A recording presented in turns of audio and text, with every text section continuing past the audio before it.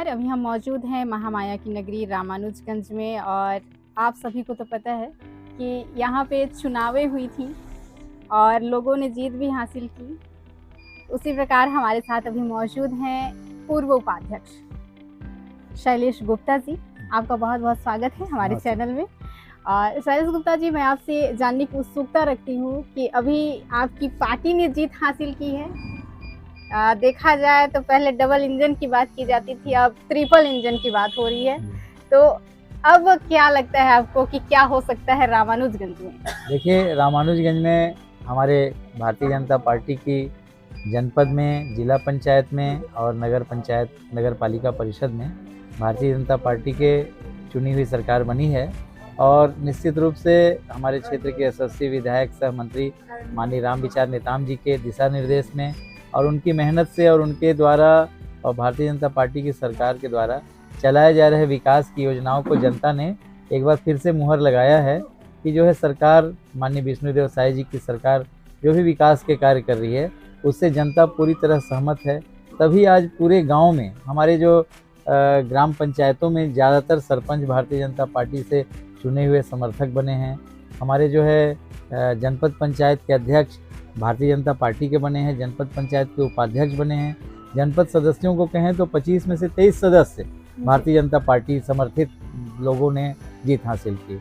जिला पंचायत में भी जो है भारतीय जनता पार्टी के समर्थक अध्यक्ष उपाध्यक्ष बने।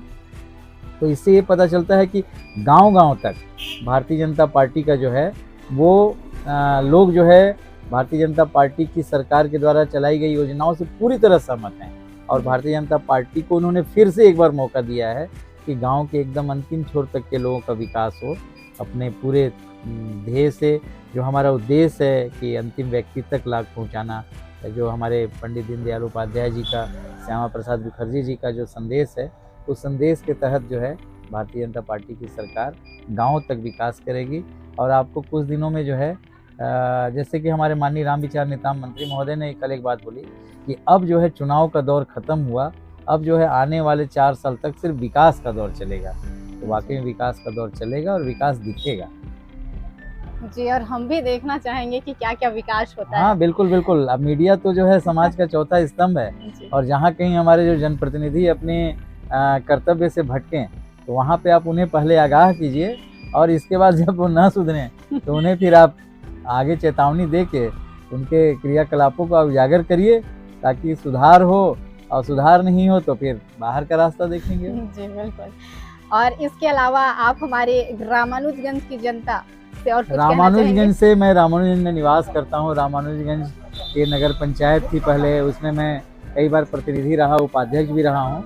और वर्तमान में रामानुजगंज नगर पालिका परिषद का गठन हुआ और निश्चित रूप से क्षेत्र की जनता जो है छत्तीसगढ़ सरकार के द्वारा चलाई गई योजनाओं के तहत जो है यहाँ के वर्तमान प्रत्याशियों को उन्होंने भारी बहुमत से जिताया।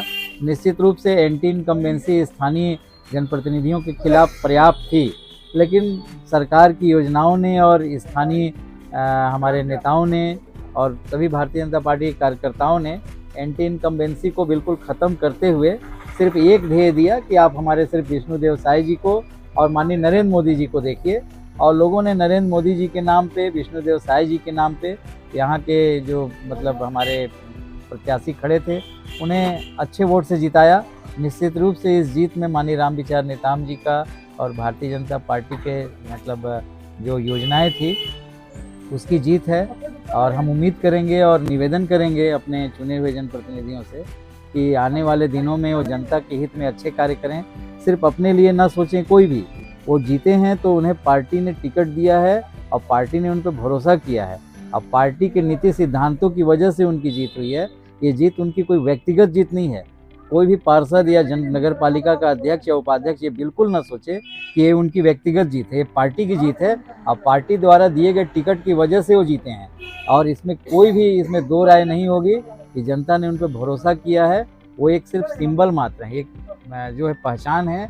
बाकी उनके क्रियाकलापों से पार्टी की छवि बनेगी या बिगड़ेगी। तो हम तो यही चाहेंगे कि होली के बाद जब अपने कार्यकाल को संभालें तो जनता के हित में पार्टी के निर्देशानुसार कार्य करें और सभी लोगों को लेकर चलें।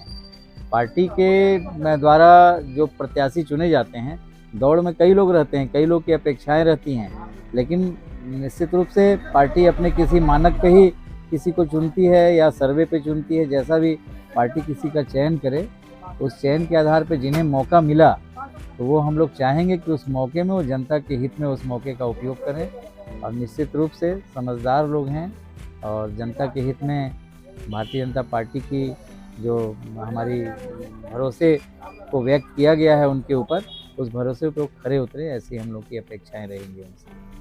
जी, और अभी होली आने वाली है, तो होली के लिए कुछ विशेष शब्द हमारी जनताओं के लिए आप बोलना देखिए, चाहेंगे? होली जो है सामाजिक समरसता का त्यौहार है और होली जो है ये रंगों के त्यौहार के साथ लोगों के सिर्फ रंग ही नहीं मिलते हैं, लोगों के दिल भी मिलते हैं। और ऐसा माना जाता है कि जितने गिले शिकवे होते हैं, जितनी आपस में कुछ विवाद होते हैं, होली के त्यौहार के बाद सभी लोग जब एक रंग में एक दूसरे को रंग कर और गले लगते हैं तो सारे विवाद और सारी जो है मतलब मन में जो भावनाएं रहती हैं, गलत भावनाएं, वो समाप्त हो जाती हैं और फिर एक नए रूप में आदमी अपने आगे के जो है जीवन को चलाता है। और निश्चित रूप से अगर कहें तो इस बार होली का त्यौहार और हमारे रमज़ान का पवित्र त्यौहार दोनों साथ साथ चल रहा है। हम दोनों धर्म के, हमारे चूँकि रामानुजगंज में हमारे मुस्लिम समाज के भाई भी पर्याप्त संख्या में हैं, हिंदू समाज के लोग भी हैं, तो हम तो चाहेंगे कि हम सामाजिक समरसता के साथ साथ धार्मिक समरसता का भी एक उदाहरण इस शहर से पेश करें कि जो है दोनों धर्म के लोग हम उनके रमज़ान का सम्मान करें, वो हमारे होली के त्यौहार में हमें होली खेलने में कहीं भी जो है सहयोग सम्मान करें। तो एक तरह से मिलजुल कर काम करें ताकि एक अच्छा संदेश आ जाए। और निश्चित रूप से रामानुजगंज मिसाल रहा है। आए बीते दिनों में कभी कभी कुछ ऐसी घटनाएं होती थीं, तो ये उम्मीद करेंगे कि अब बिल्कुल त्यौहार शांतिपूर्ण ढंग से अच्छे से होगी। और ज़्यादा कुछ क्या कहना है, होली रंगों का त्यौहार है, आओ गले मिलें, अपने अपने भेदभाव को मिटाएं और जो है देश, समाज और शहर के हित में अच्छा काम करें। बुरा न मानो, होली है। सवाल मेरा आपसे और रहेगा, रामानुजगंज शहर में रमजान और होली एक ही दिन पड़ रहे हैं, तो इस बार की व्यवस्था किस तरीके की रहेगी, थोड़ा सा हमारे दर्शकों को बताइए।